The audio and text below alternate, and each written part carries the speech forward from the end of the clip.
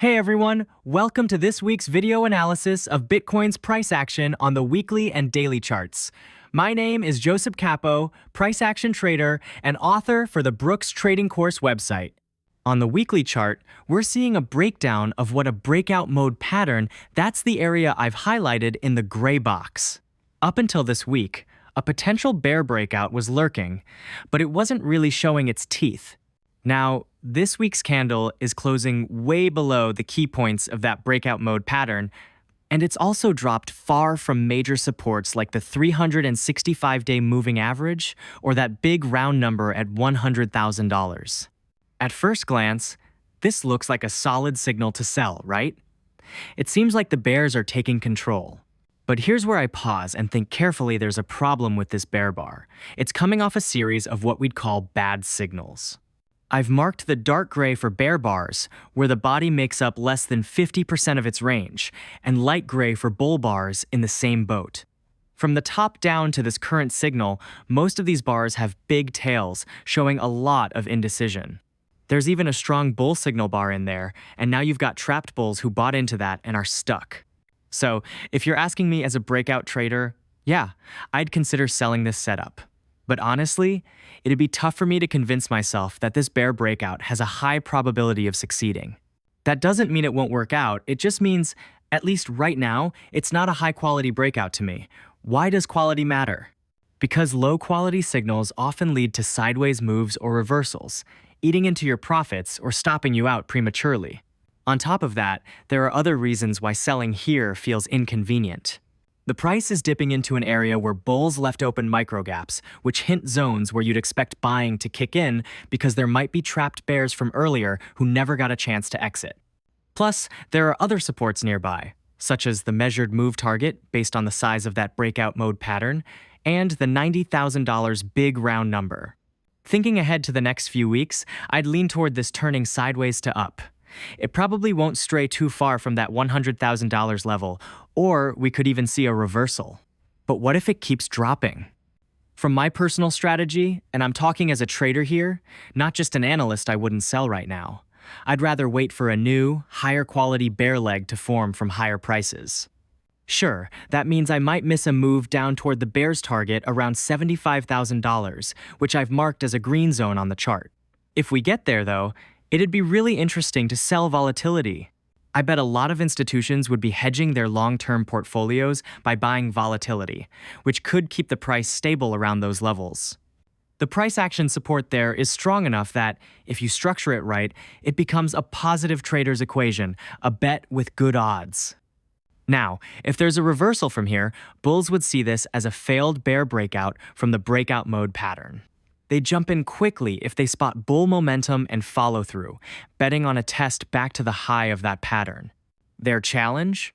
There are likely trapped bulls up around $114,550, which could cap the upside potential and create resistance.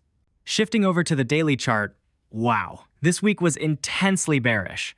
Monday gave us a good follow-through bar after Sunday's bull reversal attempt from a micro double bottom.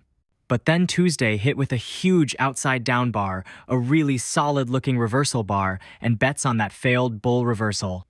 Wednesday and Thursday were full of trading range action, as you can tell from all those tails, showing buyers and sellers battling it out, with bears as clear final winners. Then Friday delivered a massive bear breakout bar, one of the best-looking ones since the bear trend kicked off. When did this bear trend start?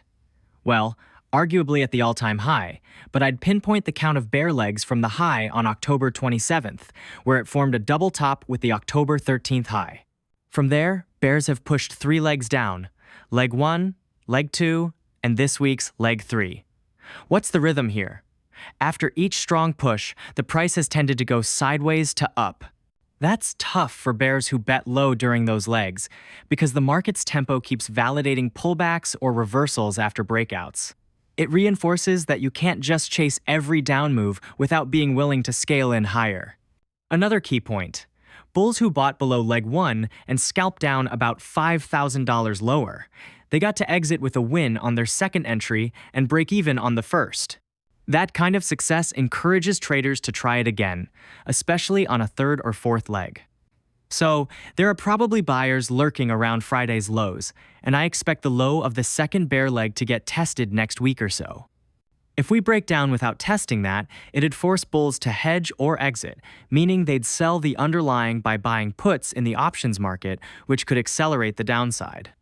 If instead the price goes sideways in the coming days rather than straight down, and then a new bear leg emerges, that'd be a fourth bear leg. Statistically, a fourth leg has only about 30% chances or less of kicking off a full bear trend. Now, 30% might sound low, but it's way more than most people realize. Our brains tend to think in black and white terms, but in trading, you do not have to isolate events.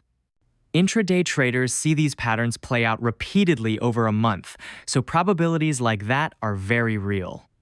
So, would I be a buyer or seller here? As a breakout trader, I'd look at this downward move and decide on selling. My call? I'm not selling because of everything we've discussed. It's hard to be a breakout trader in an environment where breakouts are followed by sideways action or moves against the main direction.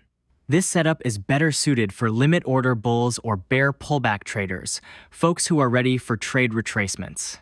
Overall, as you can see, traders like me focus on potential scenarios and where opportunities lie. We don't chase certainties. Before we wrap up, if you enjoy the Bitcoin content, I encourage you to follow the Bitcoin end-of-day price action. Every week, the Brooks Trading Course website blog posts 3 end-of-day videos based on the intraday US sessions Bitcoin price action. I really appreciate all of you who've supported this initiative since it started. It's been incredibly fulfilling, worth more than anything. We're more than a month in, and we're still going strong. That said, it takes effort, and if you want more Bitcoin content or other ideas, like a Bitcoin trading room, which has been requested several times, reach out to us. The Brooks Trading Course website administration will collect those ideas, and if there's enough interest, they'll make it happen. Thank you for watching. If you enjoyed the video, please hit the like and subscribe button. To learn how to analyze charts and identify trading opportunities independently, click the link in the description to explore the Brooks Trading Course. Thousands of traders worldwide are benefiting from its valuable insights. See you next time.